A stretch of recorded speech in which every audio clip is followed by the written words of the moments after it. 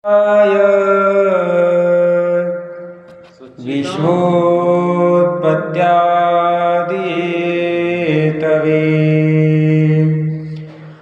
तापत्रय विनाशाय श्रीकृष्णाय वयं नमः। वसुदेवसुतं देवं कंसचाणूरमर्दनं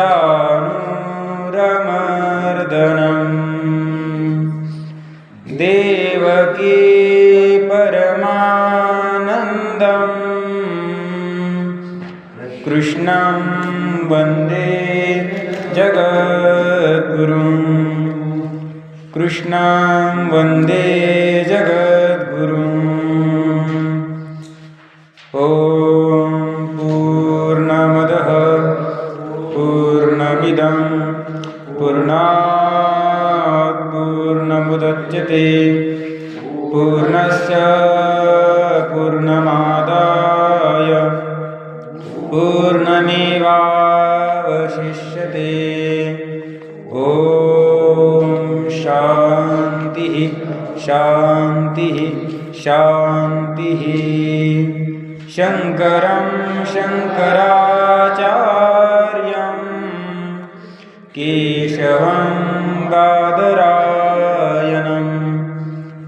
सूत्रभाष्यकृतौ वन्दे भगवन्तौ पुनः पुनः। ईश्वरो गुरुरात्मेति मूर्तिभेदविभागिनी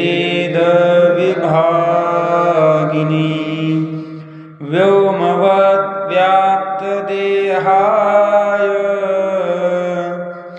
दक्षिणामूर्तये नमः। ॐ शान्तिः शान्तिः शान्तिः। जो आनंद सत्य प्रकाश विभू आणि आधार नाम रूपास बुद्धी न जाणे आणि जाणेही त्यास तो अपार शुद्ध परमात्मा मीची असे। माझे अपार स्वरूप समुद्रावरती जणू तरंग ब्रह्मा विष्णू महेश गणपती सूर्य चंद्र वरुणे ममिरविती देवी कुबीरही तैसेची। जो सर्वज्ञ आणि दयाघन मुनी हृदयी ज्यांचे करीती ध्यान त्यांचे बुद्धी उपाधी करुण मिथ्या भान मदची माझी होतसे। ज्याच्या आज्ञाने भासे जगत जसा दोरीवरी सर्प दिसत परी दोही ठाई सर्पना जगत ते स्वतंत्रानी स्वयं ब्रह्म मीची असे। पुण्यपुरुषी सदैव निष्काम बोध प्राप्ती कारणे भजावा राम। तो मीची आहे आत्मा आप्त काम तरी नमन कोणा करावे म्या। विचारसागर विचारसागर या ग्रंथामध्ये पान नंबर आहे 198। 198 पानवर 34 क्रमांकाचं शीर्षक प्रणव उपासनेचे फल आणि ब्रह्मलोक गमनाचा मार्ग। आपला विषय हा चालू आहे की ज्यावेळेस शिष्याने श्रीगुरूंना सांगितलं की तुम्ही मला सांगता की तू अकर्ता आहे अभोक्ता आहे पण माझा तसा निश्चय होत नाही। मग आता यासाठी मी काय करावं? तर त्यावेळेस श्रीगुरूंनी सांगितलं आता तुझा तसा निश्चय होत नाही याला नाविलाज आहे तरीसुद्धा तुला ब्रह्मज्ञान व्हावं याकरिता मी काय करत आहे तर तुला लय चिंतनाचा प्रकार सांगतो। मग लय चिंतनाचा प्रकार सांगत असताना सांगितलं गेलं की जसं मातीचं जेवढं काही कार्य असतं घट असेल शराव असेल, थोडं कमी करा, घट असेल, शराव असेल, हे सर्व काय आहे? मातीचीच कार्य आहे.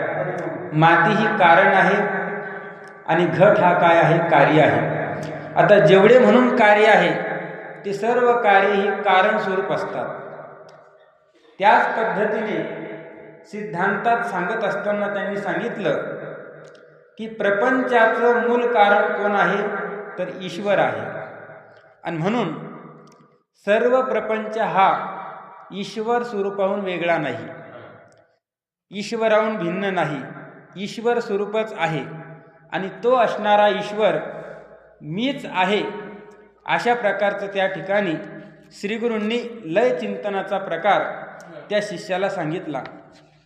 सांगत असताना सांगितलं गेलं की प्रधान, प्रकृती, माया, अज्ञान, अविद्या, शक्ती ही सर्व असणारी ब्रह्माचीच काहीतरी एक शक्ती आहे. म्हणजे ब्रह्माच्याच आश्रयाने राहणारी ही शक्ती आहे. प्रधान, प्रकृती, माया हे सर्व एकच गोष्ट सांगणारे शब्द आहेत. फक्त कार्यभेदाने त्या ठिकाणी प्रधान म्हटलं गेलं, प्रकृती म्हटल्या गेलं, माया म्हटल्या गेलेलं आहे. आणि हे सांगितल्यानंतर जे काही प्रधान आहे तो प्रधान ब्रह्मचैतन्याची काय सांगितलेली आहे? शक्ती सांगितलेली आहे. आणि शक्ती ही शक्तिमानाहून वेगळी नसते. जसं अग्नीमध्ये दाह करण्याची काय आहे? शक्ती आहे, तर ती शक्ती त्या अग्नीहून वेगळी नाही आहे. तशा प्रकारे हा जो काही प्रपंच आहे, हे जे काही जगत आहे, हे जगत मायेहून वेगळं नाही आहे आणि ती माया परमात्म्याहून वेगळी नाही आहे. म्हणजे परमात्मा स्वरूपच आहे. कोण? माया. म्हणजे शिल्लक कोण राहिलेला आहे? तर परमात्माच राहिलेला आहे. आणि तोच असणारा परमात्मा मी आहे, अशा प्रकारचं त्या ठिकाणी लय चिंतन श्रीगुरूंनी शिष्याला सांगितलं. पण सांगितल्यानंतर सांगत असताना जर तुला कदाचित मी हे लय चिंतन सांगितलं ते तुला समजलं नसेल, तर मी तुला काय करतो? ध्यानाचे प्रकार सांगतो. मग त्या ठिकाणी प्रतीक ध्यान, ध्येयानुसार ध्यान आणि अहंग्रह ध्यान हे 3 ध्यानाचे प्रकार सांगितले. प्रतीक ध्यान म्हणजे काय? तर त्या ठिकाणी अन्य वस्तूचं अन्य रूपाने ध्यान, त्याला म्हणतात प्रतीक ध्यान. आहे शालिग्राम, पण त्या शालिग्रामाला काय समजणं? भगवान विष्णू समजणं, याला म्हणतात प्रतीक ध्यान. आणि शंख, चक्र, गदा ज्यांच्या हातामध्ये आहे असे भगवान विष्णूंचं जे ध्यान करणं ते ध्येयानुसार ध्यान. आणि ब्रह्माचं आत्मत्वाने आपल्या आत्म्याशी अभेद चिंतन करणं त्याला म्हणतात अहंग्रह ध्यान. आणि याच अहंग्रह ध्यानाचा प्रकार सांगत असताना आणखीन दुसऱ्या पद्धतीने सांगितला गेला, प्रणव उपासना म्हणून सांगितली. म्हणजे ओमकार, नाम आणि रूप हे सर्व काय आहे? जेवढं काही नाम आहे, जेवढं काही रूप आहे ते नाम स्वरूप आहे. आणि जे नाम आहे ते ओंकार स्वरूप आहे. आणि ओंकार हे परब्रह्माचं वाचक आहे आणि परब्रह्म हे वाच्य आहे. आणि वाचक हे वाच्य स्वरूप आहे, म्हणजे त्या ठिकाणी परमात्मा स्वरूपच सर्व आहे हे त्या ठिकाणी सांगितलेलं आहे. हा विचार आपण आतापर्यंत स्वामीजींच्या कृपेने इथपर्यंत आपण त्या दिवशी पाहिलेला आहे. आणि आज आहे ब्रह्मस्वरूपाचं प्रणव उपासनेचं फल आणि ब्रह्मलोक गमनाचा मार्ग. जर आपण ओंकाराची उपासना केली तर आपल्याला काय फल प्राप्त होतं? आणि कदाचित एखादा प्रणव उपासना करत असताना जर त्याचा पाय घसरला, जर मध्यंतरीच मृत्यू झाला, तर त्या असणाऱ्या साधकाची गती काय होते हे या ठिकाणी बघायचं आहे. तर बघा आता, प्रणव उपासनेचे फल आणि ब्रह्मलोक गमनाचा मार्ग. या ओंकार उपासनेचे ज्ञानद्वारा मोक्षफल सांगितले. या म्हणजे वर जी ओंकाराची उपासना सांगितलेली आहे त्या उपासनेचं फल काय आहे? तर मोक्ष. पण साक्षात ओंकाराची उपासना ही मोक्षाला कारण नाही आहे. साक्षात कारण कोण आहे? ज्ञानच कारण आहे. कारण की ज्ञानद्वारा सांगितलेलं आहे. साक्षात कारण कोण आहे? तर ज्ञान. आणि परंपरेनं कारण कोण आहे? तर ओंकाराची उपासना. म्हणून सांगतात या ओंकार उपासनेचे ज्ञानद्वारा मोक्षफल आहे. म्हणजे प्रणव उपासनेचे फल काय सांगितलं तर मोक्ष. परंतु ज्या उपासकास या लोकातील किंवा ब्रह्मलोकातील भोगाविषयी कामना असल्यामुळे तीव्र वैराग्य नाही. आता या ठिकाणी श्री गुरु त्या शिष्याला सांगतात की प्रणव उपासना जर आपण केली तर आपल्याला ज्ञानही होईल आणि मोक्षही प्राप्त होईल. परंतु एखादा उपासक असा असेल की ज्याला इहलोकातील किंवा परलोकातील जे काही भोग आहेत त्या भोगाविषयी जर अंतःकरणामध्ये इच्छा असेल, आकांक्षा असेल, अपेक्षा असेल तर त्याची काय गती होते तर सांगतात की त्याला देह पडल्यानंतर तो अगोदर त्या लोकाला जातो आणि लोकामध्ये पुष्कळ दिवस त्या ठिकाणी भोग भोगतो आणि पुन्हा या मृत्यूलोकामध्ये जन्माला येतो. ब्रह्मलोकातील भोगाविषयी कामना असल्यामुळे तीव्र वैराग्य नाही. साधकाला काय नाही, तीव्र वैराग्य नाही. का? कारण की इहलोकातले भोग आवडतात किंवा परलोकातले भोग आवडतात. वैराग्य नाही. म्हणजे काय तर इहमूत्र फलभोग विरागेषु वैराग्य म्हणजे त्या ठिकाणी विराग. इहलोकातले भोग आणि परलोकातले जे भोग आहेत त्याच्याविषयी इच्छा न राहणं त्याला काय म्हणतात, वैराग्य म्हणतात. आणि हे वैराग्य आपल्याला प्राप्त करायचं असेल तर काय करावं लागेल तर ज्ञानोबारायांची ओवी आहे, तैसे समस्त संसारा जय जाणी जे अनित्यता तव वैराग्य दौडिता पाठी लागे. ज्यावेळेस आपण या संसाराला अनित्य समजू त्यावेळेस आपण जर वैराग्याला घालवून देण्याचा प्रयत्न जरी केला तरी ते वैराग्य आपल्या पाठीमागे येतं. जसं भगवान परमात्मा हा मागे पुढे उभा आहे संभाळित, तशा प्रकारे हे जे वैराग्य आहे हे आपल्या पाठीमागे येत असतं.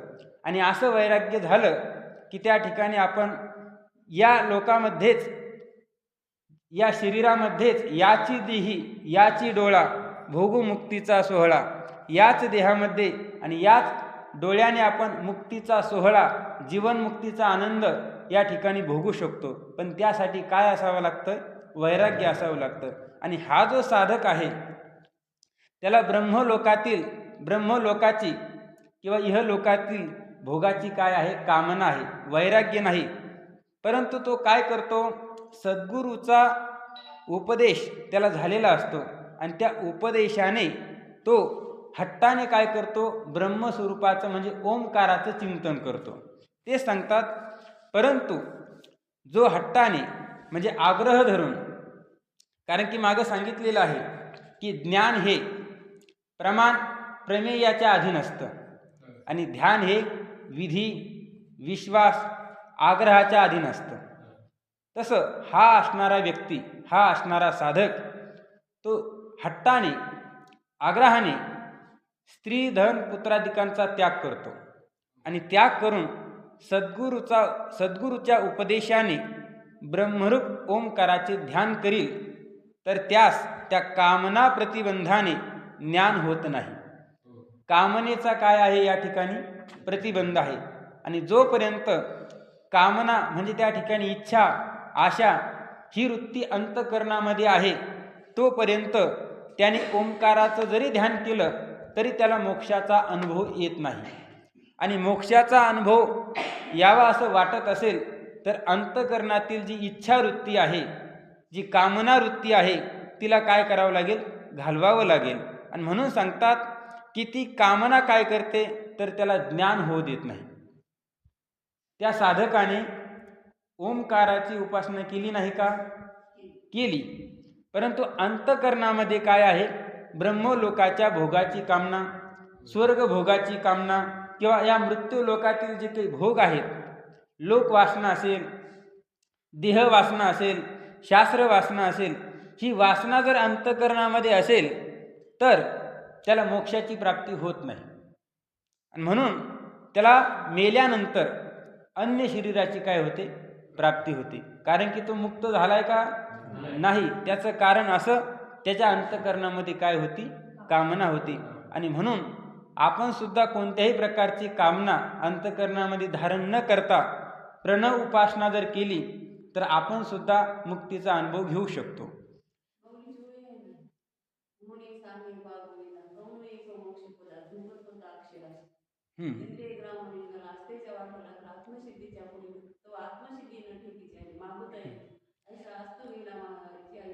सहावा अध्याय.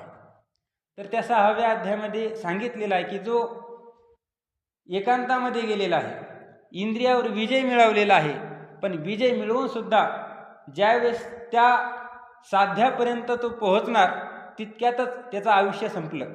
आणि आयुष्य संपल्यानंतर पुन्हा त्याला काय जन्माला यावं लागतं. आणि जन्माला आल्यानंतर आता तो विषय येणार याच्या पुढं बघा. तर त्या कामना प्रतिबंधाने ज्ञान होत नाही. मरणानंतर अन्य शरीर प्राप्ती होते. मेल्यानंतर त्याला अन्य शरीराची काय होत असते, प्राप्ती होते. तो म्हणजे कोण, साधक.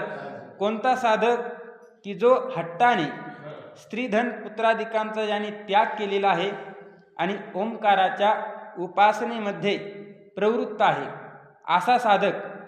आणि आणखी कसा साधक, ज्याला इहलोकातील आणि परलोकातील विषय मिळवण्याची आकांक्षा आहे असा साधक.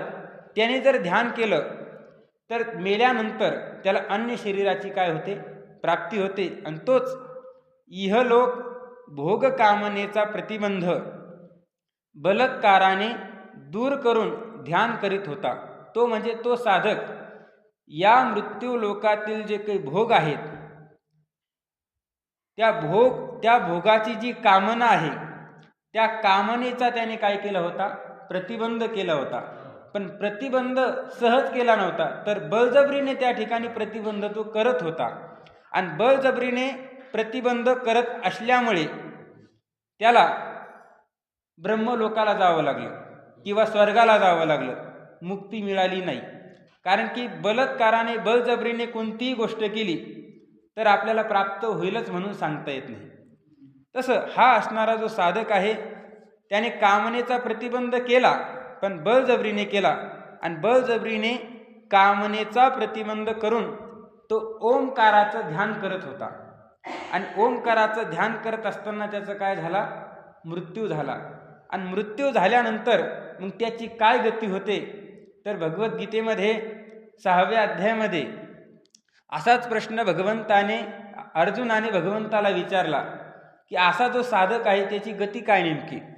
तर त्यावेळेस सांगितलं गेलं, प्राप्य पुण्यकृताम लोका नुषित्वा शाश्वती समहा शुचीनाम श्रीमताम गेहे योग भ्रष्टो अभिजायते.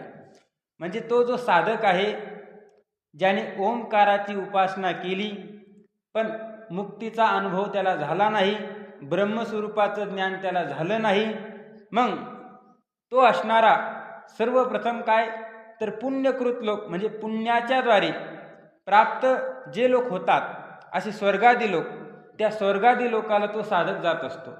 आणि स्वर्गादी लोकाला गेल्यानंतर पुष्कळ दिवस त्या ठिकाणी ते स्वर्गातले भोग भोगत असतो. पण त्याचं मन त्या ठिकाणी कंटाळतं. त्यावेळेस तो असणारा साधक स्वर्गामध्ये असताना आता मला हे भोग नकोय अशा प्रकारची वैराग्याची वृत्ती त्याच्या अंतःकरणामध्ये निर्माण होते. आणि निर्माण झाल्यानंतर ज्ञानोबाराय वर्णन करतात की हा अंतराय अवचिता का ओढवला श्री भगवंता ऐसा दिवी भोग भोगिता अनुतापी नित्य. म्हणजे स्वर्गामध्ये गेल्यानंतर सुद्धा अंतःकरणामध्ये पश्चाताप निर्माण होतो की मी कशाला त्या ठिकाणी उपासना करत असताना अंतःकरणामध्ये इच्छा ठेवली की मला हे मिळावं ते मिळावं. स्वर्गात एवढे असणारे भोग प्राप्त असताना सुद्धा जर त्याला अनुताप होत असेल तर हा काय तर उत्तम साधक म्हणता येईल त्या ठिकाणी त्यावेळेस. पण ज्यावेळेस मृत्यू लोकामध्ये होता त्यावेळेस अशी त्याची वृत्ती नव्हती, त्याला काहीतरी दुसरीच इच्छा होती ती. हा अंतरायो निश्चिता अवचिता 6वा अध्याय. तर असा तो साधक बोलत असतो स्वर्गामध्ये गेल्यानंतर. पाठी जन्मे संसारी, आणि मग अनुताप झाल्यानंतर तो संसारामध्ये म्हणजे या मृत्यू लोकामध्ये तो जन्म घेतो. आणि जन्म घेत असताना कुठं घेतो, तर सकळ धर्माची माहेरी. ज्या ठिकाणी धार्मिक लोक आहेत, पुण्यवान लोक आहेत, अशा पुण्यवान कुलामध्ये तो जन्म घेतो. जया ते नीतिपंथ चालीजे, ज्या ठिकाणी नीतीने आचरण केल्या जातं, सत्य बोलल्या जातं, देखावे ते देखीजे शास्त्रदृष्टी, ज्या ठिकाणी शास्त्र विचाराने जीवन जगल्या जातं, अशा कुलामध्ये तो असणारा साधक जन्म घेतो. वेद तो जागेश्वरू, जया व्यवसाय निजाचारू, सारासार विचारू मंत्री जया, म्हणजे ज्या ठिकाणी सार काय आसार काय हा विचार केला जातो, त्या कुलामध्ये तो जन्माला येतो. जयाच्या कुळी चिंता, झाली ईश्वराची पतिव्रता, ऐशी जया ते गृहदेवता आदिरुद्धी, म्हणजे ज्या असणाऱ्या कुळाची चिंता कोण करतं, तर ईश्वर करतो. त्या कुळाला चिंता करण्याची गरज पडत नाही, म्हणजे त्याला कोणत्याही प्रकारची चिंता राहत नाही. अशा असणाऱ्या कुलामध्ये तो काय करतो, जन्म घेतो. केव्हा, ज्यावेळेस अनुताप होतो. आणि अनुताप झाल्यानंतर अशा कुळामध्ये जन्म घेतो की ज्या कुळाची चिंता ईश्वर करत असतो. ऐसी निज पुण्याची जोडी, वाढीमनली सर्व सुखाची कुळवाडी, तिये जन्मे तो सुरवाडी योगच्युतो, म्हणजे प्रणव उपासना केली परंतु मोक्षाची प्राप्ती झाली नाही. अगोदर स्वर्गाला गेला, त्या ठिकाणी दिव्य भोग भोगले, अनुताप झाला, आणि या मृत्यू लोकामध्ये जन्माला येत असताना मात्र सत्कुलामध्ये शुचीनाम श्रीमताम गेहे, गेहे म्हणजे घरामध्ये, श्रीमंताच्या घरामध्ये, पवित्र असणाऱ्या घरामध्ये हा असणारा योगभ्रष्ट त्या ठिकाणी जन्माला येतो. आणि जन्माला आल्यानंतर त्याला साधना करत असताना सुरुवातीपासून साधना करावी लागत नाही. जसं आपण शेतामध्ये पाणी दिल्यानंतर, जसं आता 10 सऱ्या आहेत, 5 सऱ्यांना पाणी आज दिलेलं आहे आणि लाईट गेली, मग त्या ठिकाणी पुन्हा उद्या लाईट आल्यानंतर पहिल्यापासून पाणी द्यावं लागतं का, तर लागत नाही. तर 6वी जी सरी आहे त्या सरीपासून आपल्याला पाणी द्यावं लागतं. तशा प्रकारे हा जो काही साधक आहे, पूर्वजन्मामध्ये साधना करत करत साध्यापर्यंत पोहोचला होताच, परंतु अवश्य भानू मावळला, आयुष्य संपुष्टात आलं, अंतःकरणामध्ये काही कामनाही होत्या आणि त्यामुळे त्याला मोक्षाची प्राप्ती झाली नाही. परंतु ज्यावेळेस तो पुन्हा पवित्र कुलामध्ये जन्माला येतो त्यावेळेस त्याची साधना बालपणापासूनच त्या ठिकाणी प्रारंभ होते आणि लवकरात लवकर त्या ठिकाणी त्याला ज्ञान प्राप्त होतं आणि तो मोक्ष होतो, हे सांगितलं. किंवा आणखीन एक श्लोकामध्ये सांगितलेलं आहे, अथवा योगिनाम कुले भवती धीमताम, म्हणजे किंवा योग्यांच्या कुलामध्ये त्या असणाऱ्या साधकाचा जन्म होत असतो की ज्याला स्वर्गामध्ये काय झालेला आहे, अनुताप झालेला आहे, नको आता हे भोग, स्वर्गातले भोगही नको. अशा प्रकारचं अनुताप झाल्यानंतर तो अत्यधिक पुण्यवान असेल तर तो योग्यांच्या कुळामध्ये जन्माला येतो. आणि जन्माला आल्यानंतर येतद्दी दुर्लभतरम लोके जन्मी यदी दृसम, म्हणजे त्या ठिकाणी या योग्यांच्या कुळामध्ये जन्माला येणं हे अत्यंत कसं दुर्लभ आहे. जसं काही गोष्टी दुर्लभ सांगितलेल्या आहेत, दुर्लभम त्रयमे वैतत देवानुग्रह हेतुकम मनुष्यत्वम मुमुक्षुत्वम महापुरुष संश्रयाहा, म्हणजे ह्या गोष्टी दुर्लभ आहे. भगवंताची कृपा झाल्याशिवाय आपल्याला मनुष्य देह मिळत नाही. कदाचित मनुष्य देह मिळालाच तर त्या ठिकाणी महापुरुषाचा संगत, महापुरुषांचा सहवास घडणं काय तर दुर्लभ आहे. कदाचित महापुरुषाचा सहवास घडलेला आहे, पण घडून सुद्धा मोक्षासाठी काहीतरी प्रयत्न आपण यांच्या संगतीमध्ये करावे, ही सुद्धा इच्छा उत्पन्न होणं कशी आहे तर दुर्लभ आहे. तसं या ठिकाणी योग्यांच्या कुळामध्ये जन्माला येणं हे सुद्धा कसं आहे, दुर्लभ आहे.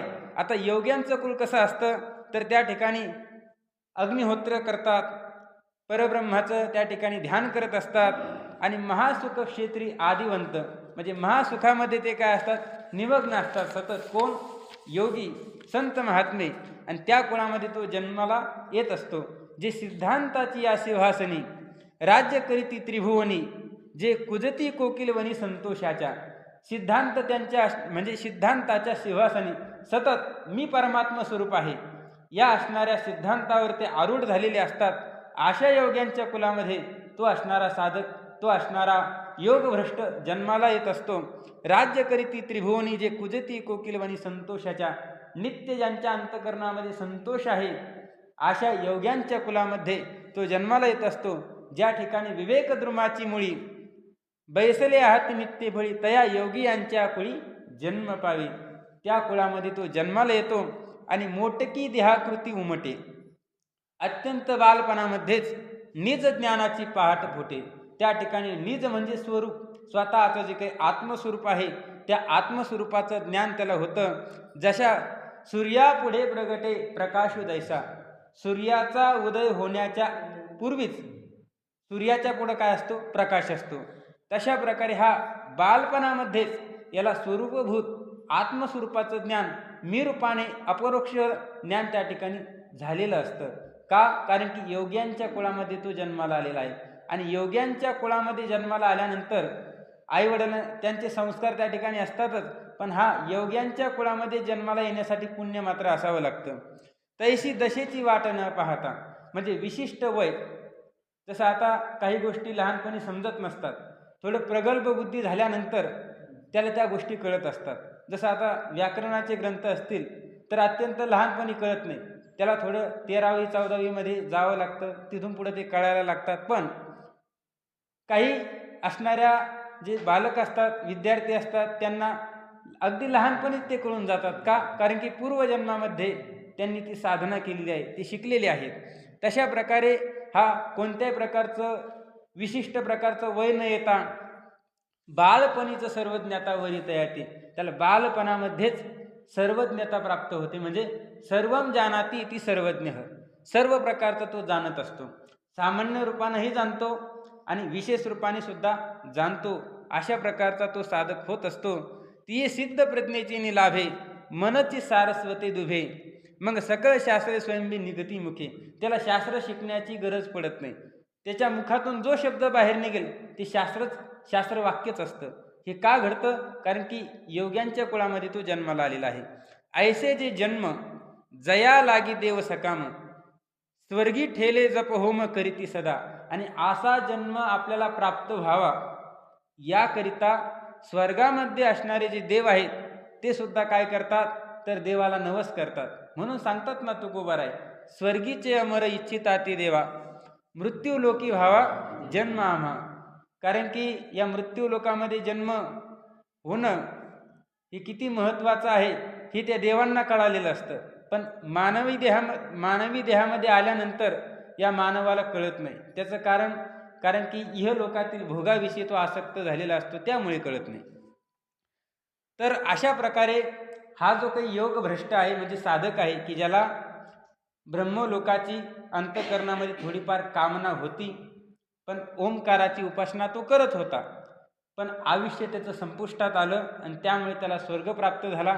स्वर्गात पश्चाताप झाला आणि पुन्हा त्या ठिकाणी पवित्र कुळामध्ये किंवा योग्यांच्या कुळामध्ये त्याचा जन्म होतो आणि जन्म झाल्यानंतर त्या ठिकाणी त्याला ज्ञान प्राप्त होऊन मोक्ष प्राप्त होतो. तर बघा, म्हणून या लोकात की जो इहलोकामध्ये स्त्रीधन पुत्रादिकांचा त्याग करून ओंकाराचं ध्यान करत होता, असा जो साधक आहे तो या लोकात अत्यंत ऐश्वर्य संपन्न पवित्र अशा सत्कुलात जन्म पावतो. हा जो अनुवाद आहे हा 6व्या अध्यायामध्ये जे 2 श्लोक आलेले त्याचाच अनुवाद आहे. पवित्र अशा सत्कुलात जन्म पावतो. तेथे पूर्व कामनानुरूप सर्व भोग प्राप्त होऊन पूर्व जन्माच्या ध्यान संस्काराने भोग कामनारहित होऊन विचारात किंवा ध्यानात प्रवृत्त होतो. केव्हा होतो? ज्या वेळेस त्याचा सत्कुलामध्ये जन्म होतो, योग्यांच्या कुळामध्ये जन्म होतो, पवित्र कुळामध्ये जन्म होतो, ऐश्वर्य संपन्न कुलामध्ये जन्म होतो, त्यावेळेस तेथे त्या कुलामध्ये जन्म झाल्यानंतर पूर्वकामना अनुरूप, पूर्वकामना म्हणजे पूर्व असणाऱ्या देहामध्ये जी कामना होती त्या कामनेप्रमाणे, त्या इच्छेप्रमाणे त्याला सर्व प्रकारचे भोग त्या पवित्र कुळामध्ये प्राप्त होतात. आणि प्राप्त झाल्यानंतर केवळ भोगच प्राप्त होतात असं नाही, तर पूर्वजन्माच्या ध्यान संस्काराने पूर्वजन्मामध्ये तू प्रणवाची उपासना करायचा, ध्यान करायचा, त्या ध्यानाचे संस्कारसुद्धा त्याच्या अंतःकरणामध्ये होते. आणि त्या ध्यानाच्या संस्काराने भोग कामणारही सुद्धा तो होतो. म्हणजे अगोदर काय होतं, जन्म होतो, इच्छित असणारे भोग त्याला प्राप्त होतात, पण ध्यानाचे संस्कार अंतःकरणामध्ये असल्यामुळे ती भोग कामनेची इच्छासुद्धा संपुष्टात येते. आणि संपल्यानंतर त्या ठिकाणी भोग कामना रहित होऊन तो असणारा जो काही साधक आहे तो विचारामध्ये किंवा ध्यानामध्ये प्रवृत्त होतो. विचारामध्ये कोणत्या विचारामध्ये प्रवृत्त होतो, तर ब्रह्मसत्यम जगन्मिथ्याम हा जो काही नित्य अनित्य वस्तू विवेक आहे त्या विचारामध्ये तो प्रवृत्त होतो. ब्रह्म हे सत्य आहे, जगत हे मिथ्या आहे, हा विचार तो करायला लागतो. जर कदाचित तो विचार करण्याचं सामर्थ्य जर कदाचित आलेलंच नसेल तर तो ध्यानामध्ये प्रवृत्त होतो. ओंकाराचं काय करत असतो, ध्यान करत असतो. विचारामध्ये किंवा ध्यानामध्ये तो असणारा साधक प्रवृत्त होतो. नंतर ज्ञान होऊन मुक्त होतो आणि त्यानंतर त्याला काय होतं, ज्ञान होतं आणि तो मुक्त होतो. कोण होतो मुक्त, तर जो साधक ओंकाराची उपासना करत असताना मृत्यू पावला किंवा काहीतरी कामना राहिली, तो असणारा साधक पवित्र कुलामध्ये जन्म झाल्यानंतर विचारामध्ये प्रवृत्त होतो किंवा ध्यानामध्ये प्रवृत्त होतो आणि मुक्त होतो. अशा प्रकारे तो मुक्त झालेला आहे. अथवा किंवा ब्रह्मलोक भोग कामनेचा प्रतिबंध असूनही जो हट्टाने ओंकाररूप ब्रह्माचे ध्यान करीत होता तो शरीर त्यागानंतर ब्रह्मलोकात जातो. किंवा या ठिकाणी दोन प्रकार सांगितले. एक तर तो स्वर्गाला जातो, स्वर्गाला गेल्यानंतर त्या ठिकाणी पुन्हा मृत्यू लोकामध्ये येतो. किंवा हाच असणारा साधक की जो भोग कामनेचा प्रतिबंध असून सुद्धा, म्हणजे कामना अंतःकरणात होती, तो प्रतिबंध त्या काळामध्ये होता, तरी सुद्धा ज्याने ओंकार रूप ब्रह्माचं ध्यान केलेलं आहे तो हे शरीर पडल्यानंतर, या शरीराचा त्याग केल्यानंतर तो ब्रह्मलोकाला जातो. आणि ब्रह्मलोकाला गेल्यानंतर तेथे त्या ब्रह्मलोकामध्ये पितरांना, देवांना, मनुष्यांना दुर्लभ जी स्वतंत्रता, तिच्या आनंदाचा भोग आणि हिरण्यगर्भाचे सत्य संकल्पादी समग्र ऐश्वर त्यास प्राप्त होते. दोन गती असणाऱ्या त्या साधकाचे होत असतात. पहिली गती काय होते, तर स्वर्गामध्ये जातो, अनुताप होतो, पुन्हा मृत्यू लोकामध्ये पवित्र किंवा योग्यांच्या कुळामध्ये जन्म घेतो. आणि दुसरी गती काय होते, तर तो डायरेक्ट ब्रह्मलोकाला जातो. आणि एकदा ब्रह्मलोकाला गेला की पुन्हा त्याला यावं लागत नाही.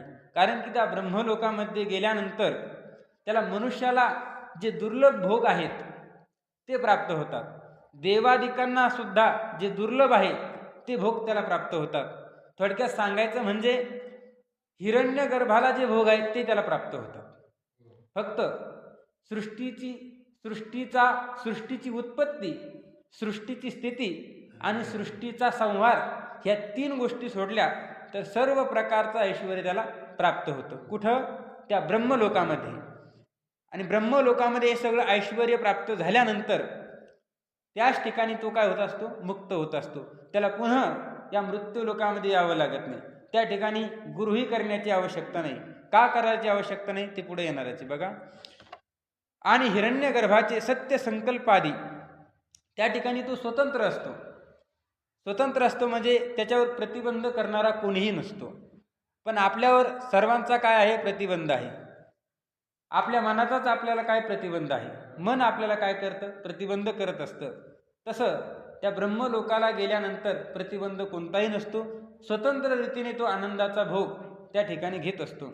आणि हिरण्यगर्भाचे सत्य संकल्पादी समग्र ऐश्वर त्यास प्राप्त होते. हिरण्यगर्भाला की ज्याला आपण सूक्ष्म उपाधिवान, जो काही ब्रह्माचंच असणारं एक रूप आहे, ब्रह्म सूक्ष्म उपाधिवान, सूक्ष्म उपाधी ज्यावेळेस त्या ब्रह्माला लागते त्यावेळेस त्याला सूत्रात्मा किंवा हिरण्यगर्भ म्हणतात. ते हिरण्यगर्भासारखं त्याला ऐश्वर प्राप्त होतं.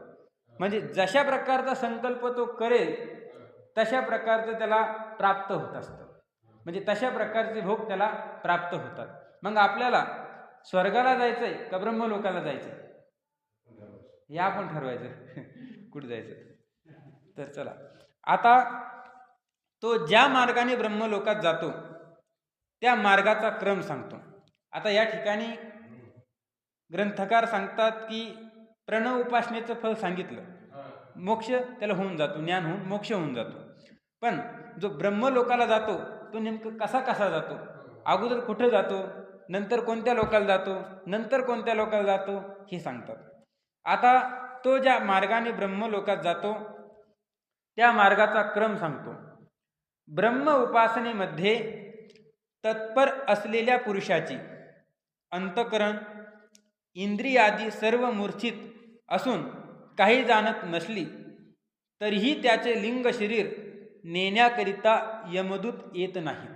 बघा, ब्रह्म उपासनेमध्ये तत्पर असणारा जो साधक आहे त्या साधकाची ज्यावेळेस त्याचा मृत्यू समय येतो आणि मृत्यू समय आल्यानंतर अंतकरण इंद्रिये ही सर्व काय होतात, मूर्छित होऊन जातात. इंद्रियांच्याद्वारे विषयांचं ग्रहण होत नाही, मनाच्याद्वारे संकल्प होत नाही, बुद्धीच्याद्वारे कोणत्याही प्रकारचा निश्चय करता येत नाही, अहंकाराच्याद्वारे अभिमानही धारण करता येत नाही. मग अशा वेळेस त्या असणाऱ्या साधकाचं जे लिंग शरीर आहे ते नेण्याकरता यमदूत येत नाही. आता सर्वसामान्याचा जर आपण विचार केला, ज्यांना जे ब्रह्म उपासनेमध्ये तत्परही नाही, ईश्वराची भक्तीही करत नाही, असे जे सर्वसामान्य लोक आहेत, जीव आहेत, अज्ञानी जीव, त्या अज्ञानी जीवांचं जे लिंग शरीर आहे ते नेण्याकरिता यमदूत येतात. परंतु उपासनेमध्ये तत्पर असणारा जो साधक आहे त्याचं लिंग शरीर नेण्याकरिता यमदूत येत नाही. आता लिंग शरीर म्हणजे काय, तर सूक्ष्म शरीर. किती तत्वाचं आहे, तर 16 तत्वाचं सांगितलेलं आहे, किंवा 17 तत्वाचं सांगितलेलं आहे, किंवा 19 तत्वाचं सांगितलेलं आहे. 16 तत्वाचा जर आपण विचार केला तर पंच ज्ञानेंद्रिय, पंच कर्मेंद्रिय, 5 प्राण आणि अंतकरण हे झाले 16 तत्व. किंवा पंच ज्ञानेंद्रिय, पंच कर्मेंद्रिय, पंच प्राण, मन आणि बुद्धी हे झाले 17 तत्व. आणि अंतकरणाचे 4 भाग, मन, बुद्धी, चित्त आणि अहंकार, हे 4 मिळून होतात 20. याला काय म्हणतात, लिंग शरीर. आणि मेल्यानंतर हे लिंग शरीर त्याच्या कर्मानुसार यमदूत काय करतात, नेण्यासाठी येतात. कर्म चांगलं असेल तर त्या ठिकाणी विष्णुदूत येतील, आणि कर्म वाईट असेल तर त्या ठिकाणी यमदूत येतील. म्हणजे जसं कर्म असेल तसं त्या ठिकाणी त्याला जावं लागतं. पण हा जो काही ब्रह्म उपासनेमध्ये, ओंकाराच्या उपासनेमध्ये लागलेला जो पुरुष आहे त्याची असणारी इंद्रिय, अंतकरण मरणसमयी मूर्छित जरी झाली तरी त्या असणाऱ्या लिंग शरीराला नेण्यासाठी यमदूत येत नाहीत. का येत नाही, तर सांगतात पुढं, तरी त्याचे लिंग शरीर नेण्याकरिता यमदूत येत नाहीत. अग्नि अभिमानी देवता त्यांचे लिंग शरीर काढून आपल्या लोकाप्रत घेऊन जाते. अग्नि अभिमानी देवता म्हणजे अग्निलोक. ती देवता काय करते, तर या असणाऱ्या ओंकार उपासनेमध्ये तत्पर असणाऱ्या पुरुषाचं लिंग शरीर आपल्या स्वतःच्या लोकाला नेतं. अग्निलोकाला नेल्यानंतर त्यानंतर तेच असणारं लिंग शरीर दिन अभिमानी लोकाला जातं, त्यानंतर शुक्ल पक्ष अभिमानी लोकाला जातं, त्यानंतर उत्तरायण अभिमानी लोकाला जातं, त्यानंतर संवत्सर अभिमानी लोकाला जातं, देव लोकाला जातं, त्यानंतर वायुलोक अभिमानी वायू लोकाला जातं, त्यानंतर सूर्यलोक अभिमानी सूर्य लोकाला जातं, त्यानंतर चंद्रलोक अभिमानी चंद्र लोकाला ते लिंग शरीर जातं, त्यानंतर विद्युत अभिमानी विद्युत लोकाला ते जातं, आणि नंतर वरुण लोक, त्या वरुण लोकामध्ये ते शरीर जात असतं, त्यानंतर इंद्र लोकाला जातं, त्यानंतर प्रजापती लोकाला जातं, आणि क्रमाने शेवटी ब्रह्मलोकाला ते जातं. आणि त्या ब्रह्मलोकामध्ये गेल्यानंतर जशा प्रकारचा संकल्प तो करेल तशा प्रकारचं शरीर त्याला प्राप्त होत असतं. वास्तविक ओंकार उपासकास ज्ञानद्वारा शुद्ध ब्रह्माची प्राप्ती झाली पाहिजे. आता या ठिकाणी ग्रंथकार काय म्हणतात, जर खरोखर विचार केला तर ज्याने ओंकाराची उपासना केलेली आहे असा उपासक, त्याला ज्ञानाच्या द्वारे शुद्ध जे ब्रह्म आहे त्याला शुद्ध ब्रह्माची प्राप्ती झाली पाहिजे होती, पण झाली नाही. आता हिरण्यगर्भ ही शुद्ध ब्रह्म नाहीये. का? कारण की उपाधी लागलेली आहे, आणि उपाधीने युक्त जे असतं ते अशुद्ध असतं, आणि अशुद्ध ब्रह्माला तो प्राप्त होतो. ब्रह्मलोक म्हणजे अशुद्ध ब्रह्म, ब्रह्मलोक जस आणि जे शुद्ध ब्रह्म असतं त्याला तो प्राप्त होत नाही. कोण? हा उपासनेमध्ये तत्पर असणारा पुरुष. म्हणजे त्याचं लिंग शरीर त्या ब्रह्मलोकाला जातं ना, आणि तिथं गेल्यानंतर हजारो वर्षे त्या ठिकाणी राहतो, भोग भोगतं, आणि शेवटी ब्रह्मदेवाचं आयुष्य संपलं की तो मुक्त होत असतो. वास्तविक ओंकार उपासकास ज्ञानद्वारा शुद्ध ब्रह्माची प्राप्ती झाली पाहिजे. तथापि तरीसुद्धा कामनारूप प्रतिबंधामुळे ज्ञान न होता कार्यब्रह्माची सायुज्यता मुक्ती होते. तेथे त्यास हिरण्यगर्भाप्रमाणे ऐश्वर्य, सत्यसंकल्प, ज्या शरीराची व भोगांची इच्छा करील ती शरीरे आणि भोग संकल्पाबरोबर प्राप्त होतात. बघा, हा जो काही ओंकार उपासक आहे त्याच्या अंतःकरणामध्ये कामनारूप प्रतिबंध होता, आणि कामनारूप प्रतिबंध असल्यामुळे ज्ञान झालं नाही, आणि ज्ञान न झाल्यामुळे कारण ब्रह्माची प्राप्ती झाली नाही, कार्यब्रह्माची प्राप्ती झाली. कारण ब्रह्म म्हणजे शुद्ध ब्रह्म, आणि कार्यब्रह्म म्हणजे उपाधीने युक्त ब्रह्म. त्या उपाधीने युक्त असणारं जे ब्रह्म आहे त्या ब्रह्माची त्याला प्राप्ती झाली, म्हणजे सायुज्यता मुक्ती प्राप्त झाली. आता सायुज्यता मुक्ती आपण ज्या 4 मुक्त्या सांगत असतो, सलोकता, समीपता, स्वरूपता आणि सायुज्यता, त्यामध्ये सायुज्यता मुक्ती म्हणजे ब्रह्मस्वरूपाचं ज्ञान होऊन जे स्वरूप आपल्याला प्राप्त होतं ती मुक्ती आहे सायुज्यता मुक्ती. सलोकता मुक्ती म्हणजे वैकुंठ लोकाला जाणं, समीपता मुक्ती म्हणजे भगवान विष्णूंच्या जवळ राहता येणं, स्वरूपता मुक्ती म्हणजे भगवान विष्णू सारखंच त्या ठिकाणी रूप प्राप्त होणं, आणि सायुज्य मुक्ती म्हणजे सर्व व्यापक, त्या ठिकाणी मी सर्व व्यापक आहे, मी अकर्ता आहे, अभोक्ता आहे, अशा प्रकारचं ज्ञान होणं म्हणजेच सायुज्य नावाची मुक्ती. ती सायुज्य मुक्ती त्याला तिथं मिळत नाही. तिथं कार्यब्रह्माची प्राप्ती झाल्यामुळं ऐश्वर्य प्राप्त होतंय, पण मुक्ती मिळत नाही. पण त्याला मुक्ती म्हणता येत नाही का? तर या मृत्यू लोकाच्या दृष्टीने, स्वर्गाधिक लोकांच्या दृष्टीने तिथं ऐश्वर्य चांगलं असतं, मनासारखं वागल्या जातं, आणि म्हणून त्याला मुक्त म्हटलेलं आहे.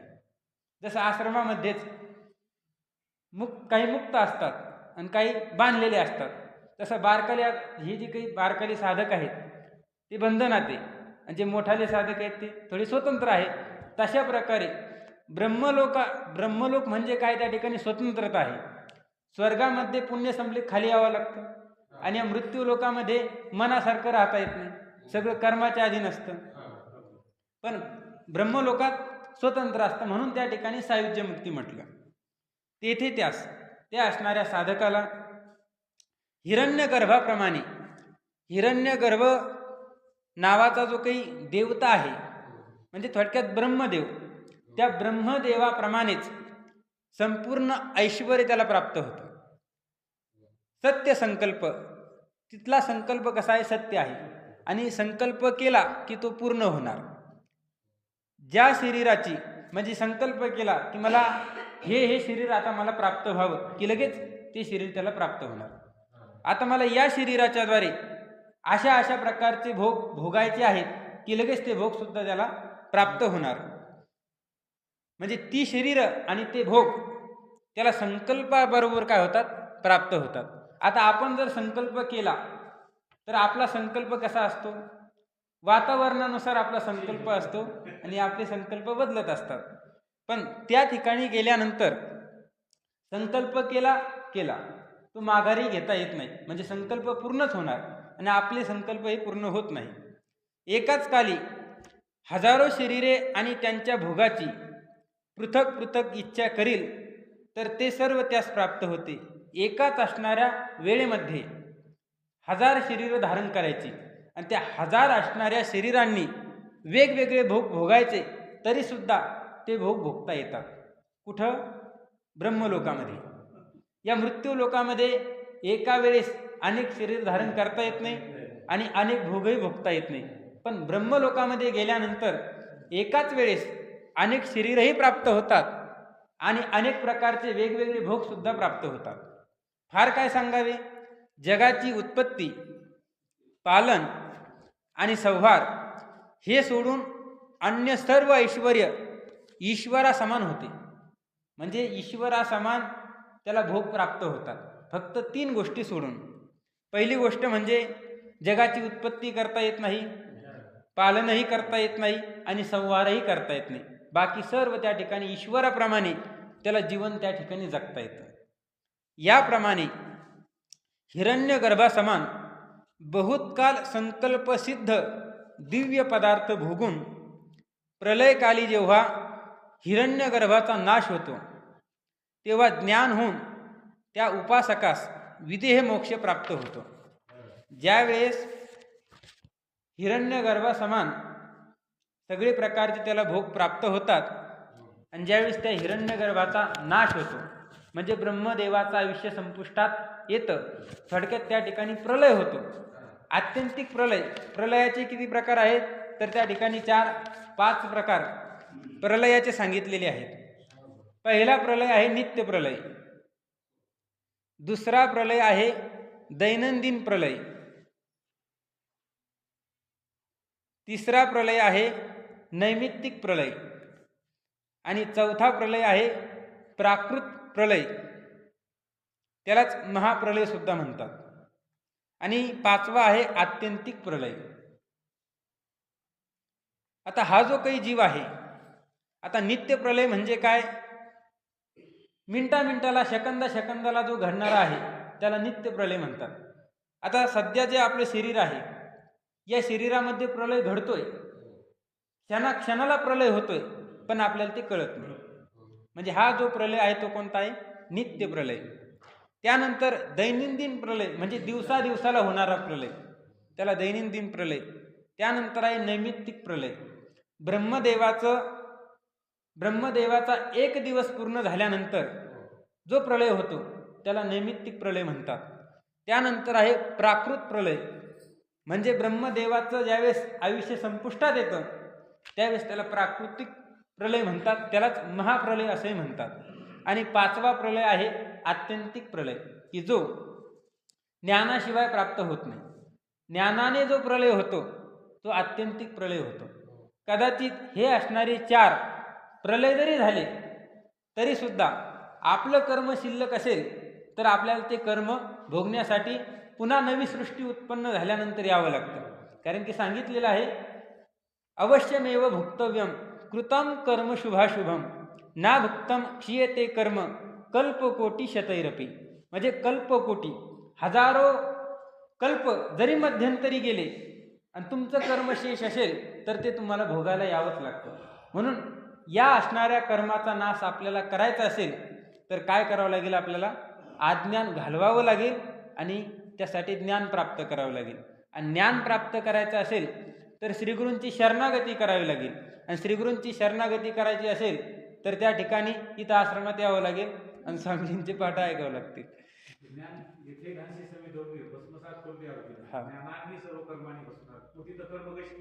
नाही राहतच नाही. कारण की भिद्यन्ते हृदय ग्रंथी छिद्यन्ते सर्व संशया क्षीयन्ते चास्य कर्माणी तस्मिन दृष्टे परावरी.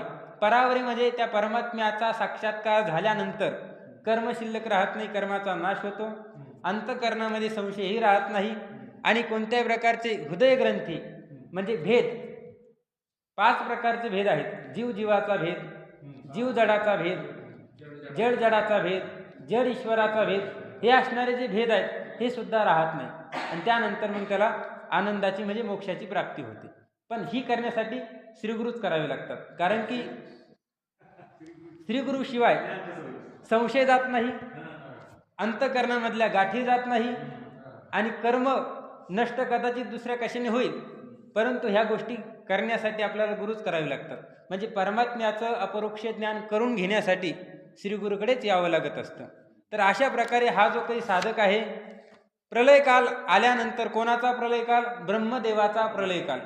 हिरण्यगर्भाचा नाश झाल्यानंतर या असणाऱ्या मृत्यू लोकामध्ये ओंकाराची उपासना करणारा जो साधक आहे, तो ब्रह्मलोकामध्ये गेल्यानंतर नाना प्रकारचे भोग भोगल्यानंतर त्या ब्रह्मदेवाबरोबर त्याला काय होतं? मोक्ष प्राप्त होतो.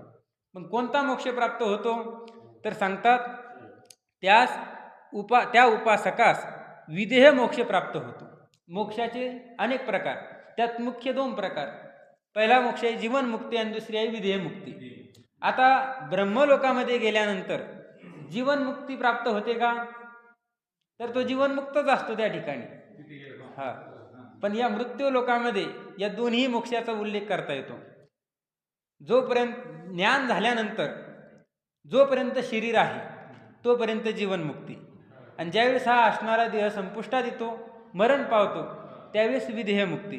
तसा हा जो काही उपासक आहे, या उपासकाला ब्रह्मदेवाच्या शरीराच्या नाशानंतर विदेह मोक्ष प्राप्त होतो. म्हणजे लिंग शरीर सुद्धा त्या ठिकाणी राहत नाही. जीवनमुक्ती म्हणजे याची देही याची डोळा भोगू आनंदाचा सोहळा, ही काय जीवनमुक्ती. आणि मेल्यानंतर देह पडल्यानंतर ती विदेह मुक्ती. त्या उपासकास विदेह मोक्ष प्राप्त होतो. तशीच इतर उपनिषदामध्ये ब्रह्माची उपासना सांगितली आहे. जशी आपल्याला या ठिकाणी ब्रह्माची उपासना सांगितली, तशीच इतर असणारे जे काही उपनिषद आहेत त्यामध्ये सुद्धा ब्रह्माची उपासना सांगितलेली आहे. त्या उपासनेचेही हेच फल आहे. जसं प्रणवाच्या ओंकाराच्या उपासनेचं फल, पहिलं फल सांगितलं ज्ञानद्वारा मोक्ष, आणि दुसरं फल सांगितलं ब्रह्मलोकाला गेल्यानंतर विदेह मोक्ष त्या ठिकाणी प्राप्त होतो ब्रह्मदेवाचं आयुष्य संपल्यानंतर. तेच फल इतर उपनिषदामध्ये जी उपासना सांगितली ती केल्यानंतर तेच फल प्राप्त होत असतं. परंतु अहम ग्रह उपासने वाचून अन्य उपासनेने ब्रह्मलोक प्राप्ती होत नाही. ब्रह्मलोकाची प्राप्ती फक्त अहम ग्रह उपासनेनेच होते. म्हणजे ब्रह्माचं आत्मत्वाने चिंतन करत असताना जर तो साधक मरण पावला आणि काही कामना असेल तर त्याला ब्रह्मलोकाची प्राप्ती होते. पण कदाचित प्रतीक ध्यान करत असेल किंवा ध्येयानुसार ध्यान करत असेल तर त्याला ब्रह्मलोक प्राप्त होत नाही, त्याला स्वर्गाधिक लोकांची प्राप्ती होत असते. परंतु अहम ग्रह उपासने वाचून अन्य उपासनेने ब्रह्मलोक प्राप्त होत नाही. हे सूत्रकारांनी व भाष्यकारांनी चतुर्थ अध्यायात सांगितले आहे. सूत्रकार म्हणजे भगवान व्यास आणि भाष्यकार म्हणजे आद्यगुरु श्री शंकराचार्यजी महाराज यांनी ब्रह्मसूत्राचा जो काही 4था अध्याय आहे त्या 4थ्या अध्यायामध्ये स्पष्ट सांगितलेलं आहे की अहम ग्रह उपासनेशिवाय ब्रह्मलोकाची प्राप्ती होत नाही. म्हणजे अहम ग्रह उपासना केली असेल तर त्यालाच ब्रह्मलोकाची काय होते? प्राप्ती होते. जसे शालिग्रामाचे विष्णू रूपाने ध्यान ते प्रतीक ध्यान सांगितले आहे. समोर काय ठेवलेलं आहे? शालिग्राम. आणि त्या शालिग्रामाला काय समजणं? भगवान विष्णूच आहे, हे त्याला भगवान विष्णू आहे असं समजून त्याचं ध्यान करणं त्याला म्हणतात प्रतीक ध्यान. तसेच मनाचे किंवा आदित्याचे ब्रह्मरूपाने सांगितलेले ध्यान प्रतीक आहे. बघा, मनाला ब्रह्म समजणं आहे काय? मन. पण त्याला ब्रह्म समजणं, ब्रह्म समजून त्याची उपासना करणं, ते झालं प्रतीक ध्यान. त्यानंतर आदित्य म्हणजे सूर्य. सूर्याला सुद्धा काय म्हटलेलं आहे? ब्रह्म आहे. आणि त्या सूर्याला ब्रह्म समजून त्याचं ध्यान करणं, त्याला म्हणायचं प्रतीक ध्यान. अहम ग्रह नाही, म्हणजे अहम ग्रह ध्यान त्याला म्हणता येत नाही. सूर्यात मन आणि सूर्य, मनाला ब्रह्म समजणं, आदित्याला म्हणजे सूर्याला ब्रह्म समजणं ही प्रतीक ध्यान आहे, पण अहम ग्रह ध्यान नाही. अहम ग्रह ध्यान तेच आहे की त्या ब्रह्माला आत्मत्वाने अभेद मानून चिंतन करणं, त्यालाच अहम ग्रह ध्यान म्हटलेलं आहे. ते सांगतात म्हणून त्यापासून ब्रह्मलोक प्राप्ती होत नाही. त्यापासून म्हणजे प्रतीक ध्यानापासून ब्रह्मलोकाची प्राप्ती होत नाही. सगुण किंवा निर्गुण ब्रह्माचे आत्मस्वरूपाशी अभेद चिंतन करणे, त्यास अहम ग्रह ध्यान म्हणतात. अहम ग्रह ध्यान कशाला म्हणतात तर सगुण ब्रह्म किंवा निर्गुण ब्रह्म, सगुण ब्रह्माचं आत्म्याशी अभेद चिंतन केला म्हणजे आत्मा आणि सगुण ब्रह्म हे एकच आहे, ब्रह्म आणि आत्मा हे एकच आहे, अशा प्रकारचं चिंतन जर आपण केलं तर त्याला म्हणतात अहम ग्रह ध्यान. आणि त्यापासूनच ब्रह्मलोक प्राप्ती होते. असं आपण ध्यान केलं तर आपल्याला काय होते, ब्रह्मलोकाची प्राप्ती होते. पूर्वी सांगितलेल्या ब्रह्मलोकाच्या मार्गास उत्तरायण किंवा देवयान मार्गही म्हणतात. आता ब्रह्मलोकाचा जो मार्ग सांगितला, कसा सांगितला तर त्या ठिकाणी अग्नि अभिमानी देवता, त्यानंतर दिन अभिमानी देवता, शुक्ल पक्ष अभिमानी देवता, उत्तरायण अभिमानी देवता, संवत्सर अभिमानी देवता, देवलोक अभिमानी देवता, वायुलोक अभिमानी देवता, सूर्यलोक अभिमानी देवता, हा जो मार्ग आहे या मार्गालाच उत्तरायण मार्ग म्हणतात किंवा देवयान मार्ग म्हणतात. पर्यायवाची शब्द आहे, म्हणजे या मार्गाने जो जातो त्याला उत्तरायण मार्ग किंवा देवयान मार्ग म्हणतात. ब्रह्मलोकी गेलेल्या उपासकास पुन्हा संसार प्राप्त होत नाही. जो उपासक ब्रह्मलोकाला गेलेला आहे त्याला पुन्हा या संसारामध्ये यावं जावं लागत नाही. त्या ठिकाणीच तो काय होत असतो, मुक्त होत असतो. ज्ञान होऊन विदेह मुक्तीची प्राप्ती होते. त्या ब्रह्मलोकामध्येच त्या असणाऱ्या उपासकाला ज्ञान प्राप्त होतं आणि ज्ञान प्राप्त झाल्यानंतर त्या ठिकाणीच त्याला विदेह मोक्ष प्राप्त होतो. या लोकात म्हणजे ब्रह्मलोकामध्ये सद्गुरु उपदेशादी ज्ञान साधनाची अपेक्षा नाही. त्या ठिकाणी सद्गुरूंनी उपदेश केला पाहिजे. ज्ञान साधन म्हणजे श्रवण, मनन, निधिध्यासन, तत्व पदार्थ शोधन ही साधनं त्या ठिकाणी केली पाहिजे असा काही नियम नाही. त्या ठिकाणी करावी लागत नाही. ही साधनं या मृत्यूलोकामध्येच करावी लागतात. सद्गुरु उपदेशादी म्हणजे सद्गुरूची सुद्धा आवश्यकता ब्रह्मलोकामध्ये नाही. त्या वाचूनच ज्ञान होते. त्या वाचून म्हणजे ज्ञान साधने वाचूनच त्या ठिकाणी ज्ञान होतं आणि विदेह मोक्ष प्राप्त होतो. कारण त्या ठिकाणी सद्गुरूंची ज्ञान साधनांची अपेक्षा का नाही तर त्याचं कारण सांगतात की ब्रह्मलोकात रजतम गुणांचा प्रादुर्भाव नाही. त्या ब्रह्मलोकामध्ये सर्व लोक कसे असतात, सात्विक असतात. सत्वगुण त्यांचा त्या ठिकाणी वृद्धिंगत झालेला असतो. रजगुण आणि तमगुण काहीच नसतं त्या ठिकाणी. आता या मृत्यू लोकाचा जर आपण विचार केला तर या मृत्यू लोकामध्ये काही लोक सत्वगुणी असतात, काही लोक रजगुणी असतात, काही लोक तमगुणी असतात. आता सत्वगुणी लोक आहेत हे कसं समजायचं तर 14वा अध्याय आहे भगवद्गीतेमध्ये, तिथं सविस्तर विचार सांगितलेला आहे. म्हणजे शांत स्वभाव ज्याचा आहे तो सात्विक आहे. त्यानंतर ज्याला सत्य बोलणं आवडतं तो सात्विक आहे.